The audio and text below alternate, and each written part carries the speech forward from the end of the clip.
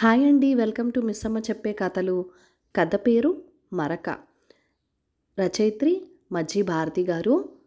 ఈ కథ ఈనాడు ఆదివారం మ్యాగజైన్లో ఫిబ్రవరి 2వ తారీఖు 2025 సంవత్సరంలో వచ్చిందండి. ఇంకా కథలోకి వెళ్ళిపోదాము. జీవితంలో ఏదైనా మరక ఒకసారి పడితే జీవితాంతం పోదేమో, అది ఇప్పుడు అనుభవంలోకి వస్తుంది పరాంకుశానికి. ఇంకో సంబంధం తెచ్చాను చూడండి అన్న పెళ్ళిళ్ళ పేరైతో మొన్న చూసిన సంబంధం బాగుంది. అబ్బాయి అమ్మాయి మాట్లాడుకుంటామన్నారు. వారిద్దరికీ నచ్చితే ముహూర్తాలు పెట్టేసుకుందాం అంటే మీ సంబంధం వాళ్ళు వద్దంటున్నారు అని చెప్పలేక చెప్పాడు. గుచ్చి అడిగితే ఒకప్పుడు మీకు మీ అబ్బాయికి తాగే అలవాటు ఉండేదని భయపడుతున్నారు అన్నాడు. ఏదైతే అవ్వకూడదనుకున్నాడో అదే జరిగింది. 8 ఏళ్ల కిందట ఎలా ఉండేవాడు తాను. జ్ఞాపకాలు వెల్లువలా చుట్టుముట్టాయి పరాంకుశాన్ని. ప్రమోషన్ వచ్చాక డబ్బులు దండుకునే సీటు, అంతవరకు అలవాటు లేకపోయినా ఫ్రీగా డబ్బులొస్తుంటే చేదా, అలా తాను లంచగొడ్డిలా మారాడు. తనలాంటి వాళ్లతో ఒక నలుగురితో కలిసి మందు కొట్టడం, పార్టీలు పబ్బులంటూ తిరగడం, తాగి ఇంటికి లేటుగా వెళ్ళటం, జీవితాన్ని ఎంజాయ్ చేసేస్తున్నాననుకునేవాడు.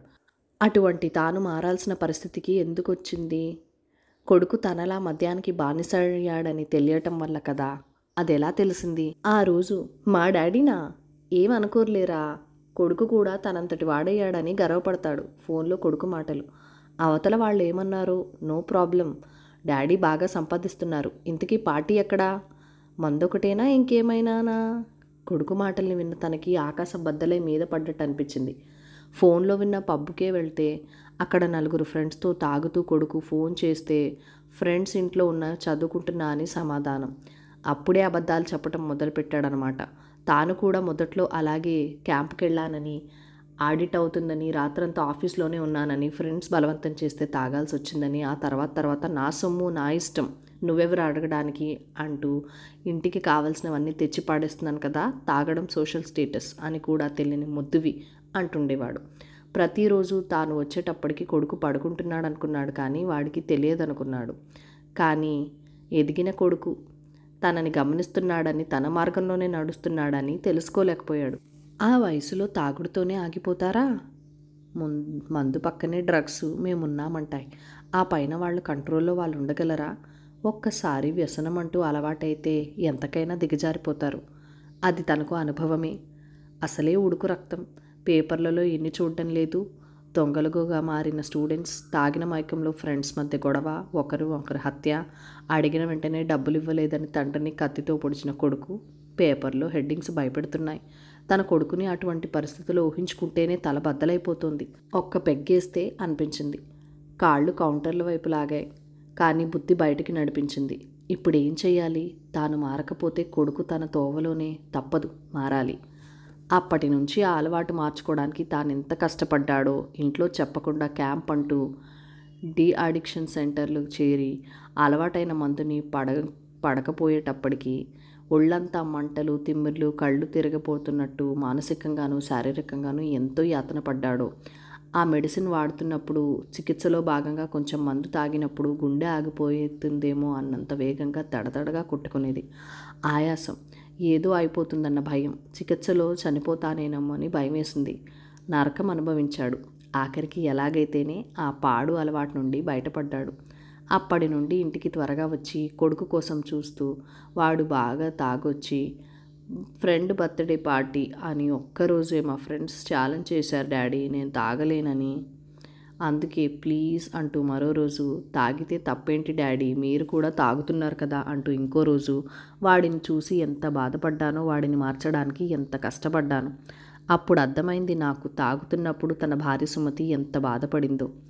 ఎలాగైతేనేం 6 నెలల తర్వాత కొడుకు మారాడు. మందు జోలికి పోలేదు. అప్పటి నుండి తమది హ్యాపీ ఫ్యామిలీ. అన్నీ మారిపోయాయి అనుకున్నాడు. కుటుంబం గాడిన పడిందనుకున్నాడు. కానీ ఇప్పుడు అర్థమవుతుంది, ఒకసారి పడిన మరక అంత సులువుగా పోదని. అది ఇప్పుడు తన కొడుకు భవిష్యత్తుకే ఎసరు పెడుతోందని. ఇప్పుడు ఏం చెయ్యాలి? అమ్మాయి తండ్రి దగ్గరికి వెళ్ళి ఇప్పుడు అలాంటిదేం లేదని బతిమలాడుకోనా ఆలోచించాడు పరాంకుశం. చదువుకుంటున్నప్పుడే మీకు తాగే అలవాటు ఉందట కదా, మీ నాన్నగారు కూడా కొన్నాళ్ళు తాగేవారట కదా. మా నాన్నగారు ఆ విషయంలో భయపడుతున్నారు. నిజమేనా? బాంబులా దూసుకొచ్చింది ఆమె ప్రశ్న. అయోమయంగా చూశాడు సూర్య. మీ గురించి ఎంక్వైరీలో తెలిసింది తాపీగా అందామే. ఏమంటాడు? తండ్రి గుర్తుకు వచ్చాడు. నాన్న కూడా తన కోసమే కదా. జ్ఞాపకాలు చుట్టుముట్టాయి సూర్యని. నాన్న తాగుతాడని తనకెప్పుడు తెలిసింది? నాన్న వచ్చేటప్పటికి లేట్ అవుతుంది. ఆఫీస్ పని ఎక్కువగా ఉంటుందంట. ఇప్పటికి పడుకో, రేపు ఉదయం చెప్తాను అని అమ్మ చెప్తున్నా వినకుండా ఇంజనీరింగ్ ఫస్ట్ ఇయర్లో సెమిస్టర్ ఎగ్జామ్స్లో క్లాస్ ఫస్ట్ వచ్చానని చెప్తే నాన్న ఎంత సంతోషపడతాడని దొంగ నిద్ర నటిస్తున్న తనకి ఆ రోజు తెలిసింది నాన్న తాగుతాడని. అంతవరకు నాన్నే ఆదర్శం. నాన్నలా బాగా చదువుకోవాలి, మంచి ఉద్యోగం తెచ్చుకోవాలి అన్నదే తన లక్ష్యం. కానీ మొదటిసారిగా తెలిసింది నాన్నేమిటో. అప్పుడు అర్థమైంది అమ్మ రోజు తనని తొందరగా పడుకోమని ఎందుకు చెప్తోందో. అది వరకులా నాన్న ఇంటికి తొందరగా రావడం లేదని అడిగితే, ప్రమోషన్ వచ్చాక ఆఫీస్ పని ఎక్కువగా ఉంటుంది, నువ్వు బాగా చదువుకుంటే నాన్నకి స్ట్రెస్ ఉండదు అని అమ్మ చెబితే నిజమేనని నమ్మాడు. అలాగే చదువుకుంటున్నాడు.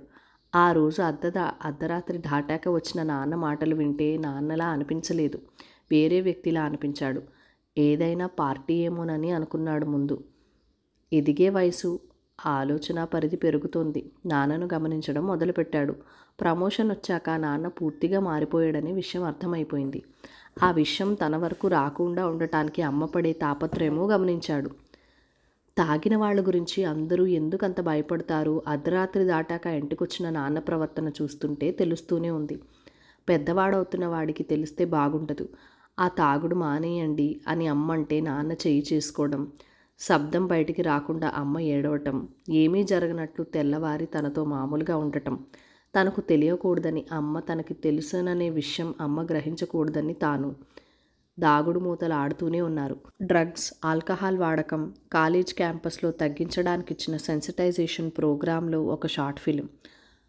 ముందు ఫ్రెండ్స్ ఒత్తిడి తట్టుకోలేక ఎలా మొదలు పెడతారు, ఆ తర్వాత వాటికి ఎలా బానిసవుతారో, ఆ మత్తులో వాళ్ళ ప్రవర్తన ఎలా ఉంటుంది, అవి లేకపోతే వాటి కోసం వాళ్ళు ఎంత నీచానికి దిగజారుతారో, కుటుంబాలు ఏ రకంగా విచ్ఛిన్నమవుతాయో కళ్లకు కట్టినట్టు చూపారు.